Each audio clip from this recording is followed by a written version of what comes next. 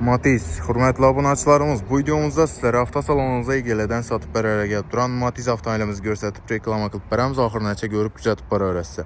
Narxı makul bolsa maşınımızı beymala gəlib xarid qılıb gitsəyizə boladı. Bağat 2-2 avtosavda salonumuzda satıda duradı maşınımız dostlar.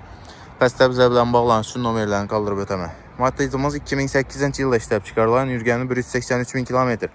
Özünün halal probek ekan tekşirtirib alarəsə beymala. Kraskesi dostlar kalilanın zənglər işlənən ekan fakat maşınımızda başqa cayına 100% cavab da tutdular. Maşın sifətli ötə xarab edilən. Heç qanday gəp söz buluşu mümkün emas. Haləti ideal. Yumşaq balon, çixol, polek, metan qazlarına çəp ustanovka qılıngan. Maşında heç qanday rasxod yox dostlar. Əldə izləri zovuddur. Baxası dostlar 35 milyon som aytıladı üstündə gəliş sabaladı. 13 milyon əldindən tola bilən kreditə çıxadı. Aylık dolu 1 milyondan 3 yıl müddətə boladı dostlar. Zor halətdə maşınını bir xatar görüb ötəmiz sizlə bilən. Güzətişləriz mümkün.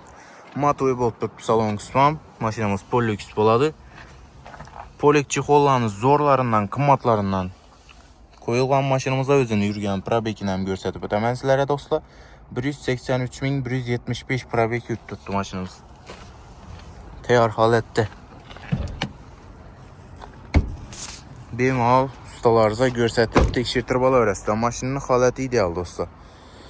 Kuzufunu ham görüb turarlar. Ümumən qırçıq sarafina deyənlərsə tapmışlar kuzufundan təyar halətdə.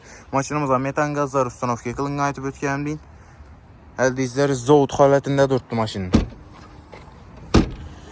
Xarab ötə farklı minilən maşın. Zor halətdə. Yine dostlar.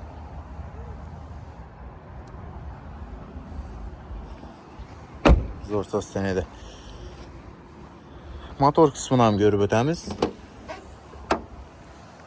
Metan qazları var. Motorun maptolemi ekan maşını korobka xodoylarına ham cavab mıxtab turdular. Tekşirtirib, haydab görüb xarid qilaverasizlar bemalol dostlar. Maşının narxı makul bo'lmasa bemalol gəlib xarid qilib gitsəyizə boladı. Bugündən başlap Bağat 2-2 avtosavda salonumuzda satıda duradı maşınımız. Gələrəsə dostlar, əmələrinizini kütük qalamız. Videomuzda yaqqan bolsa like basıb подписка tüqməsini basıb qoyuşdan yaddan çıxarmışlar. Əmələrinizini kütəmiz. Rəhmət bizəni axırınaca görüb güzət duran yurttaşlarımıza.